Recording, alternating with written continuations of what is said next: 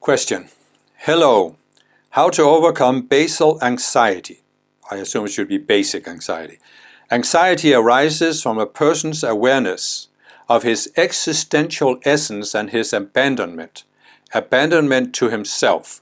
That is, a person is sentenced to be and to face all the inherent demands and concerns of existence.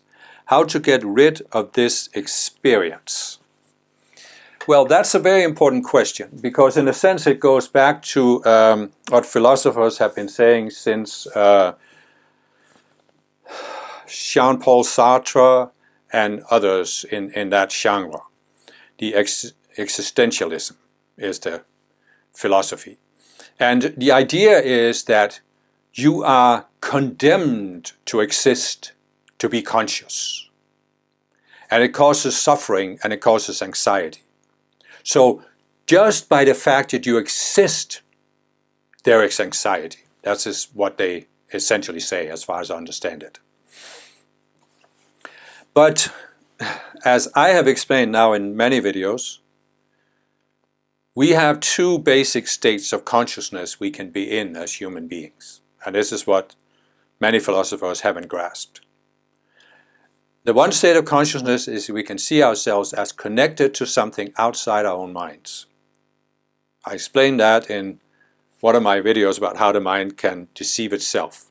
So we can see ourselves as connected to something outside our mind, or we can lose this connection, which means we now think our minds become self-referential systems, closed systems.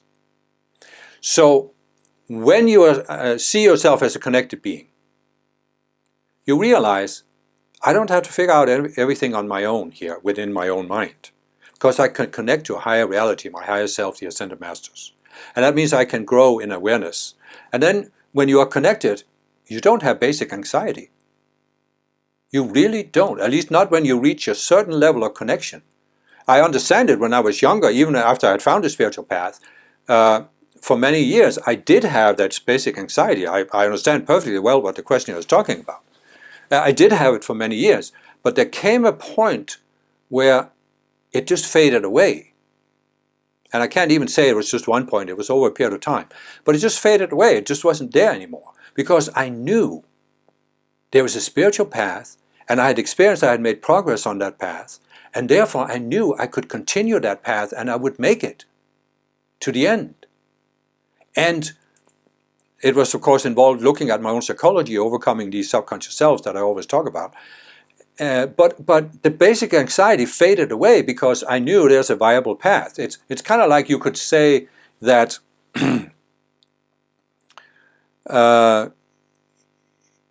you are walking, but you are in doubt about whether you're going anywhere. And then all of a sudden you see, oh yeah, there's a clear goal.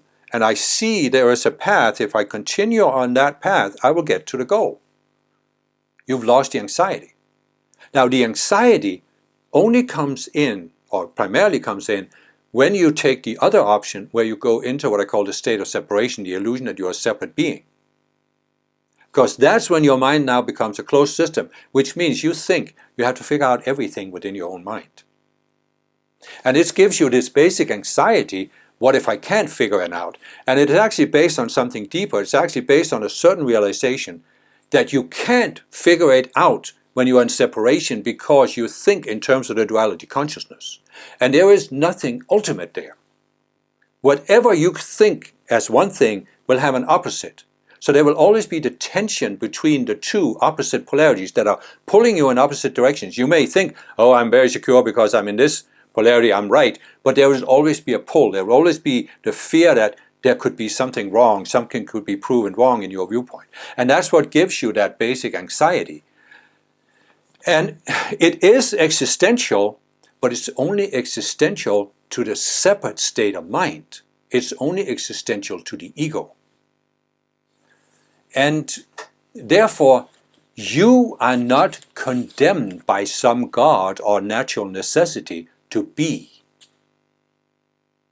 You are condemned by your ego to be in anxiety. And what I'm saying is, when you reconnect to your higher self, you gradually, as you increase that connection, you come to a point where you don't feel condemned by the fact that you are self-aware and that you exist, because you switch, and now existence becomes a gift. And as I've said before, I have, over the years, but more and more so, I have many of these experiences where it suddenly hits me that the greatest miracle, the greatest gift is self-awareness. Gosh, I'm aware. I'm aware of this environment from this particular viewpoint. As the individual that I am, I'm aware. It's a miracle. It's a gift. Where's the anxiety? It's out the window. So the other aspect of this question is that I have a whole playlist where I talk about avatar psychology. And the basic idea is that there are many of the spiritual people on earth who are avatars, which means we volunteered to embody on earth to help the earth progress spiritually. And as I explained in my series, there was often a very deep shock for us to come from what I call natural planets to this unnatural planet of Earth, because it's so much denser and there's so much murder and mayhem here that we are shocked by it. And this can also give us that existential anxiety, because we just feel that we can't really be at peace as long as we're on Earth. But again, even that will fade away as you work on your psychology, overcome these separate selves, because you can also come to a point there, as I said, where you see that even though the planet is as difficult as it is, it's still a gift to be aware and be on Earth, to be in embodiment. It's still a gift. It's still an opportunity for growth and self-transcendence. So it really is just a matter of how to get rid of this experience. Well, you need to follow the spiritual path. You need to apply the tools that I've talked about so many times. Invoke spiritual light from the Ascended Masters. Look at your psychology. Use the various tools that I've given or that are available out there in the psychological field to come to see these illusions, these selves that give you the anxiety. And, you know, how to get rid of this experience. What I'm talking about here is that I have gone through, as a result of following a spiritual path, a shift in consciousness, where instead of seeing life as a form of punishment, I see it as a gift. And the main driver of this change was that I overcame these subconscious selves. I resolved them, I saw the illusion behind it. But there was also a certain conscious shift, or several conscious shifts I had to make along the way, where I had to look at myself and why did I, for example, have a negative attitude to Earth, to being an embodiment on Earth? Why did I feel that I couldn't really allow myself to enjoy life, to be at peace, when there's so many problems on Earth and so many people are suffering? So I had to also look at that, certain, you could say they're also subconscious selves that have that attitude, of course. But I had to consciously look at certain things and decide to shift away from this. So,